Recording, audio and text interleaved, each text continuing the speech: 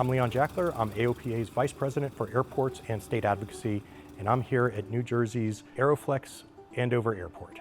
Aeroflex-Andover is what you would picture if you tried to think of what an ideal general aviation airport looks like. About a month ago, the tenants at Aeroflex-Andover received a letter from the State Forest Fire Service saying that their leases were going to be terminated and the hangars would be vacated.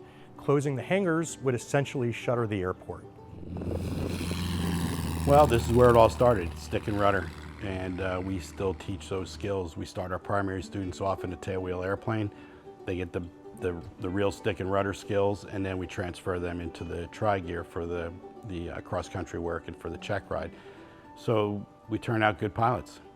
It's a throwback to vintage aviation. Fabric airplanes, there's a lot of classic airplanes here. The shape of the hangars is very unique. Quonset style buildings, which were popular back in the 20s and 30s and into the 1940s. So it's not just a steel pole barn type building with corrugated metal. These hangars were built solidly. The walls are concrete block, the floors are concrete.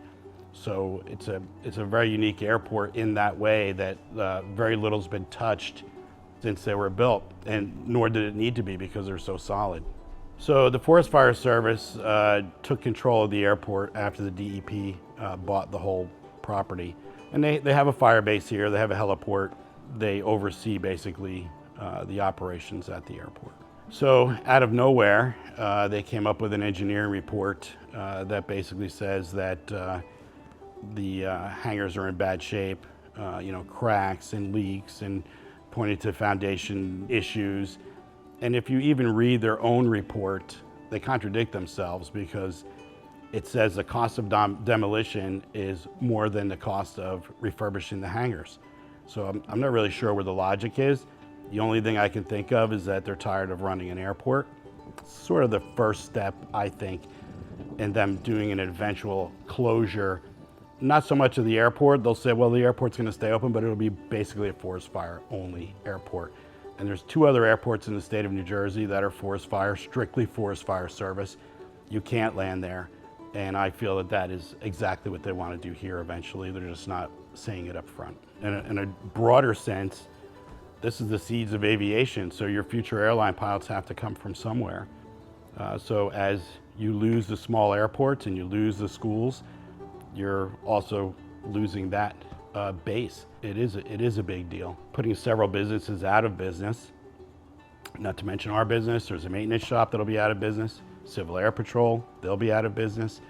And we've trained, in the 40 years I've been here, thousands, literally thousands of pilots. The likes of Harrison Ford learned here, James Brolin learned here. So there'll be a definite loss. Difficult situation for anyone that has a vintage airplane, which there's quite a few of them at this airport. You can look around, you'll see that. They will be probably forced to sell their airplane. So it's sort of a sad way to end a 40-year career.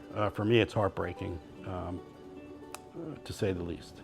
We need AOPA members to write to their local and state officials expressing support for airports like Aeroflex-Andover and others throughout the state. These are a critical component of the aviation infrastructure, and once they close, they don't come back. We are very grateful to AOPA, and the outreach and the outpouring from the general aviation community has been tremendous.